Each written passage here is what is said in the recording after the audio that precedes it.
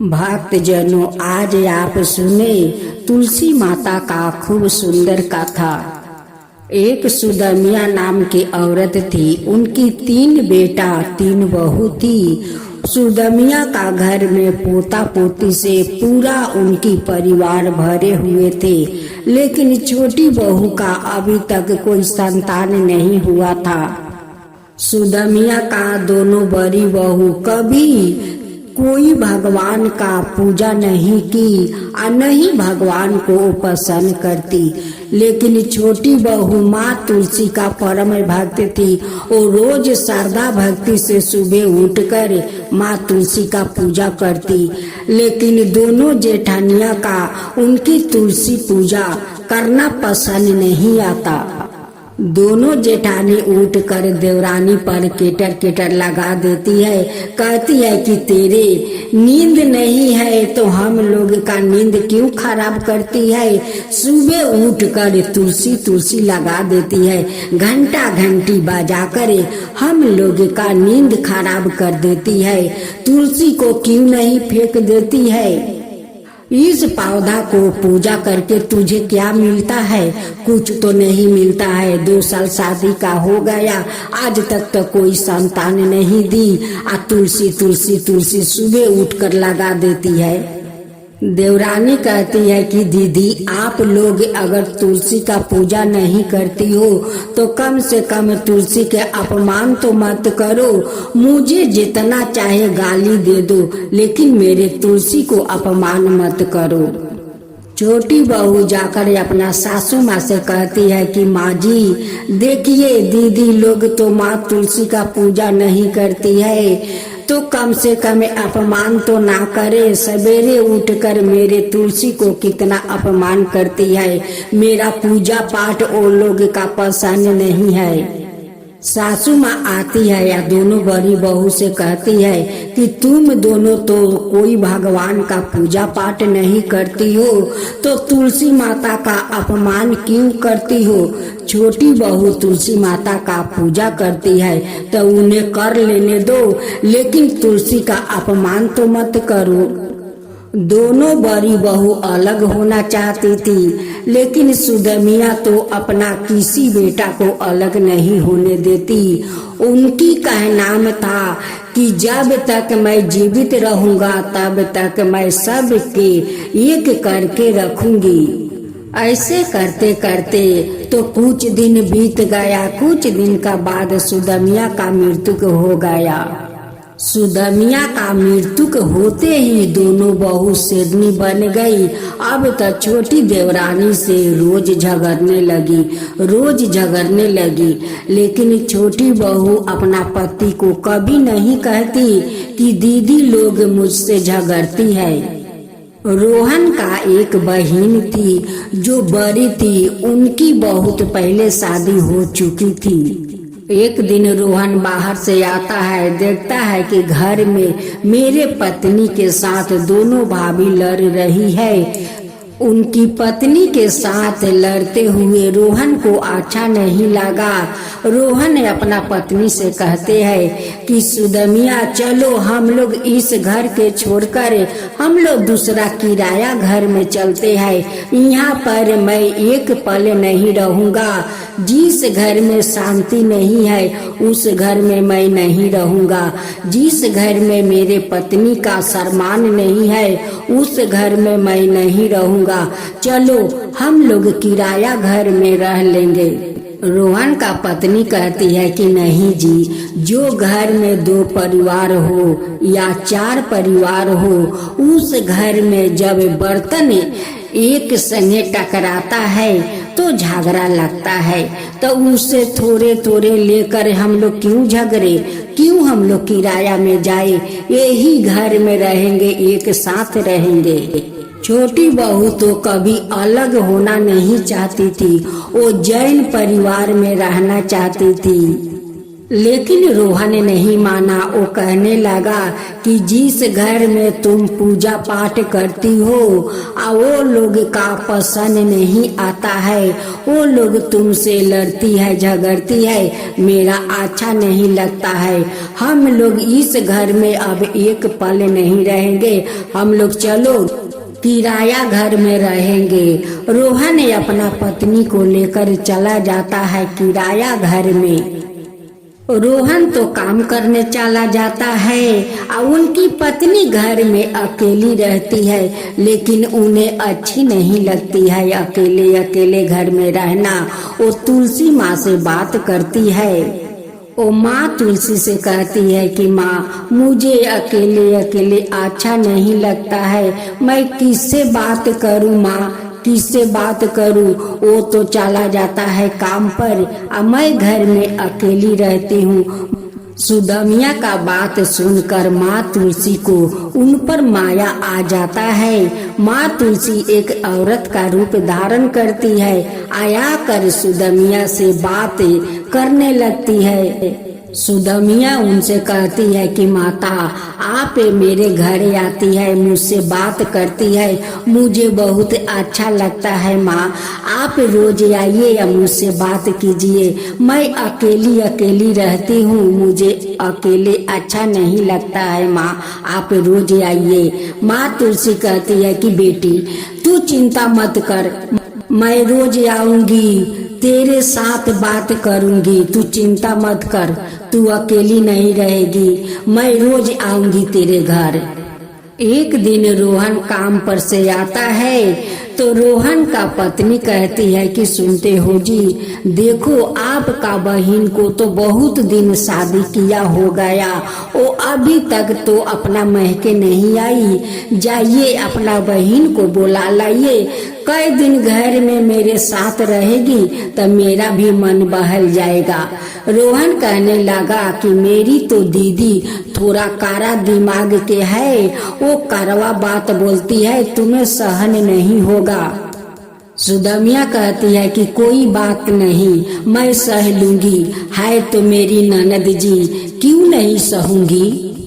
वैसा ही रोहन का दीदी का फोन आता है, कहती है कि रोहन मैं आ रही हूँ, तुम स्टेशन लेने आ जाना।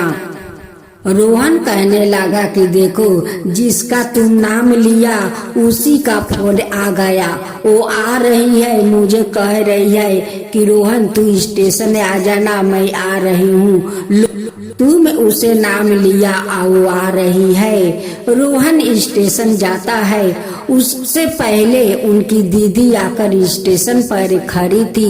रोहन के देखते कहने लगी कि क्या रे रोहन, तू घर में सो रहा था, आने में इतना देर क्यों हुआ, मैं कब से स्टेशन पर तेरा इंतजार कर रही हूँ। रोहन अपना दीदी को उसी किराया घर में लेकर आता है। दीदी उनकी कहती है कि रोहन तू तो कितना सुंदर घर बना लिया है, लेकिन रोहन अभी कुछ अपना दीदी से नहीं बताता है कि मैं घर छोड़कर ये किराया घर में रहती हूँ। रोहन तो अपना दीदी के बारे में जानता था, उसलिए तो वो नहीं बता रहा था कि अगर बता दूंगा तो दीदी ना जाने मुझे क्या करेगी, कैसे कैसे बात सुनाएगी, इसी कारण से वो अपना दीदी से नहीं बता रहा था। रोहन का दीदी कहती है कि तेरा पत्नी कहाँ है, अभी तक तो बाहर नहीं आई, उसका मालूम नहीं है कि उनकी बुआ सास आ गई है। रोहन कहने लगे कि दीदी लगता है वो घर में काम कर रही है, मैं जाकर अभी बुला कर लाता हूँ। उनकी दीदी कहने लगी कि तू बैठ, मैं जाकर देखती हूँ कि वो क्या करती है। जैसे वो आंगन में जाती है तो देखती है कि रोहन का पत्नी तो माँ तुलसी का पूजा कर रही है। देख कर उन्हें बहुत अच्छा लगा कि कम से कम माँ तुलसी का सेवा तो करती है। वो छोटी बहू से कहती है कि तेरा जेठानी दोनों कहाँ है, वो तो नहीं देखती है। सुदमिया कहती है कि दीदी मैं तो यहाँ पर किराया रहती हूँ, ये मेरा घर नहीं है, दीदी लोग तो अपना घर में है। रोहन कहने लगे कि दीदी पहले तुम नाश्ता पानी तो कर लो। दीदी कहती है कि जब तक वो दोनों बड़ी बहू नहीं आएगी तब तक मैं नाश्ता नहीं करूँगी। रोहन कहते हैं कि ठीक है दीदी, मैं जाकर दोनों भाभी को बुलाकर लाता हूँ। उनकी पत्नी कहने लगी कि नहीं नहीं, आप मत जाइए, मैं जाती हूँ और दोनों दीदी को मना कर लाती हूँ। देवरानी अपना जेठानी का घर जाती है। सब बच्चा देखकर कहने लगे कि देखो माँ, देखो चाची आ गई, चाची आ गई। कहने लगी जेठानिया कि क्या बात है कि तू फिर आ गई। कहने लगी कि नहीं दीदी, वो दीदी आई है अपना ससुराल से, वही आप लोग का बुला रही है। अब दोनों जेठानी सुनकर बात कहने लगी कि तब तो हम लोग के जाना पड़ेगा, और नहीं तो दीदी को तो डांट खाना ही है। दोनों जेठानी चारों बच्चा मिलकर वो देवरानी के साथ उसे किराया घर में जाते हैं। दोनों जेठानी अपना ननद को पैर छूकर प्रणाम करती है। ननद तो खुश है, वो कहने लगी कि जब तक माँ थी तब तक सब कोई के एक करके राखी थी, और माँ को मरते मरते ये लोग बिखर गया, अलगा हो गया। रोहन के दीदी रोहन से कहने लगी कि देखो अपना सारा सामान समेटो और अपना घर लौट चलो। इस घर में तो मैं नाश्ता पानी नहीं करूँगी और नहीं इस घर में बैठूंगी। रोहन अपना दीदी का बात मान लेता है और सभी को साथ अपना घर लौट आता है।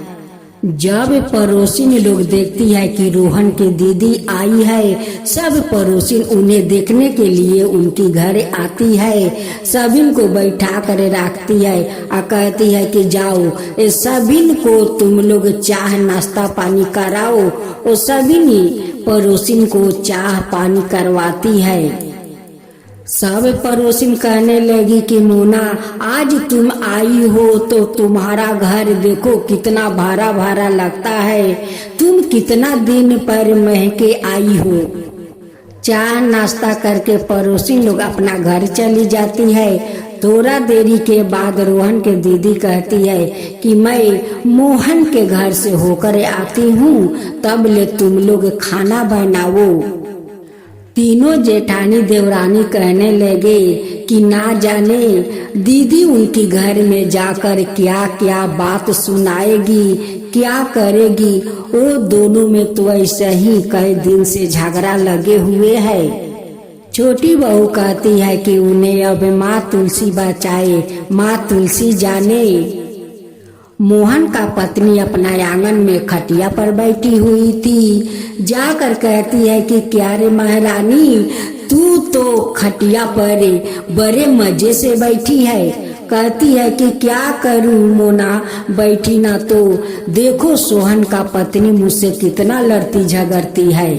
रोहन का दीदी कहती है कि ठीक है तू बैठे, मैं सोहन का पत्नी से जाकर बात करती हूँ कि क्यों तुझसे लड़ती है। रोहन का दीदी कहती है कि क्या रे महारानी, मोहन के पत्नी से तू क्यों लड़ती है, क्यों झगड़ती है। सोहन का पत्नी कहती है कि नहीं मोना, मैं नहीं लड़ती हूँ। उनकी पति जो वकील है उन्हें बहुत घमंड है, बहुत घमंड है, उसलिए मुझसे हमेशा लड़ती रहती है।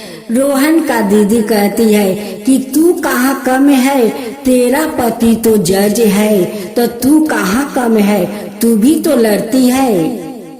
सोहन का पत्नी कहती है कि मोना तुम बैठो, तुम्हारे लिए मैं चाय बनाकर लाती हूँ। वो जाती है चाय बनाने, वहीं पर माथा घुर के गिर जाती है, बेहोश हो जाती है। अब तो रोहन के दीदी चिल्लाने लगी कि सोहन के पत्नी बेहोश हो गई, बेहोश हो गई। मोहन का पत्नी सुनकर दौड़ी दौड़ी आती है, पानी लेकर उनकी सर पर छापती है। उनकी होश आते है तो कहती है कि तुम यहाँ पर बैठी हो क्यों। तब रोहन के दीदी कहती है कि अगर मोहन के पत्नी नहीं आती तो तू मर जाती, तू तो बेहोश हुई थी, वही आकर देख तेरे सर पर पानी लेकर छापी है तो तू होश में आई है। देख लोग अपना अपना करते हैं, लेकिन अपना बहुत बाद में आता है। पहले तो पड़ोसिन काम में आती है, पड़ोसिने दौड़ कर आती है, कुछ होता है तो वही आती है। संबंधी तो सुनकर आते आते आएंगे, पहले तो अपना पड़ोसी आकर तुम्हें बचाएंगे। अब तो सोहन के पत्नी और मोहन के पत्नी कहने लगे कि अब हम लोग कभी झगड़ा नहीं करेंगे, अब हम लोग मिलजुल कर रहेंगे। अगर आप नहीं आती तो मैं बेहोशी पड़ी रहती। मोहन का पत्नी और सोहन का पत्नी दोनों कहने लगे कि मोना, तुम तो एक देवी के समान हो, देखो आकर हम लोग का झगड़ा मिटा दिया और दोनों को एक कर दिया। अगर तुम नहीं आती तो हम लोग शायद कभी एक नहीं होते। वो दोनों को मिल देख कर देवरानी और दोनों जेठानी कहने लगी कि ये तो दीदी के आते आते चमत्कार हो गया। देखो दोनों में कितना दिन से झगड़ा चले रहा था और दीदी आते आते झगड़ा मिटा दिया, दोनों को मिल भी करा दिया। छोटी बहू कहती है कि दीदी तो मेरे तुलसी है, वही तो तुलसी है कि आकर देखो हम लोग का परिवार बिखर गया था, उन्हें एक करवाई, फिर पड़ोसी में जाकर सभी को झगड़ा मिटाकर सभी को मिल करवा दी, तो मेरे दीदी तुलसी से कम नहीं है। रोहन का दीदी कहती है कि देखो बहू, तुम लोग एक जैन फैमिली हो, आज जैन फैमिली बनकर रहो। मैं कब तक आती रहूंगी और तुम लोग का झगड़ा मिटाते रहूंगी, मेरा तो संसार है। तीनों बहू हाथ जोड़कर कहने लगी कि नहीं नहीं दीदी, अब हम लोग कभी झगड़ा नहीं करेंगे, हम लोग एक साथ मिलजुल कर खुशी खुशी से रहेंगे। अब हम दोनों भी माँ तुलसी का पूजा भी करेंगे। आप तो तुलसी बनकर आई, हम सभी को गिलवा सुकवा आप तो दूर कर दिया दीदी, दूर कर दिया। आप तो महान हो दीदी, महान हो। आप कभी अपना महके मत भूलना, इस परिवार को मत भूलना दीदी, आते रहना। दीदी को देने के लिए तीनों बहू बहुत सारा कपड़ा जेवर अपना ननद को देकर गाड़ी बुलवा कर बड़े श्रद्धा भक्ति से विदाई किया। अब दोनों जेठानी माँ तुलसी का पूजा करने लगी, अब एक साथ मिलजुल कर रहने लगी। तो हे माँ तुलसी, जैसे इस परिवार को आप एक कर दिया, वैसा ही सबका ऊपर कृपा कीजिए। हे माँ तुलसी, वैसा ही सबका ऊपर कृपा कीजिए। माँ तुलसी की जय हो, माँ तुलसी की जय हो।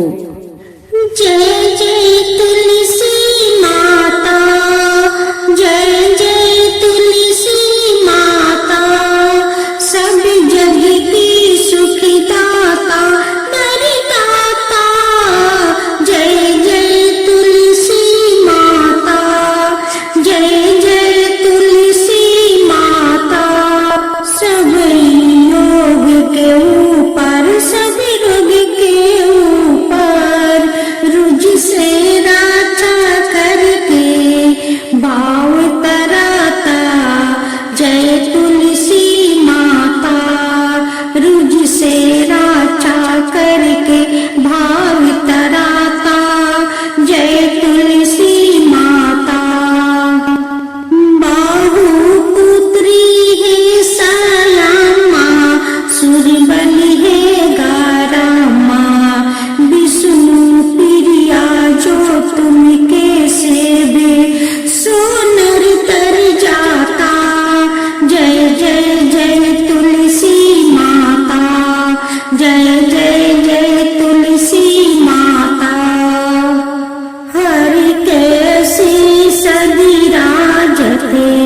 त्रिभुवन से हो बनती थी पतित जनों की तारानी, तुम होगी खाता। जय जय तुलसी माता, जय जय तुलसी माता।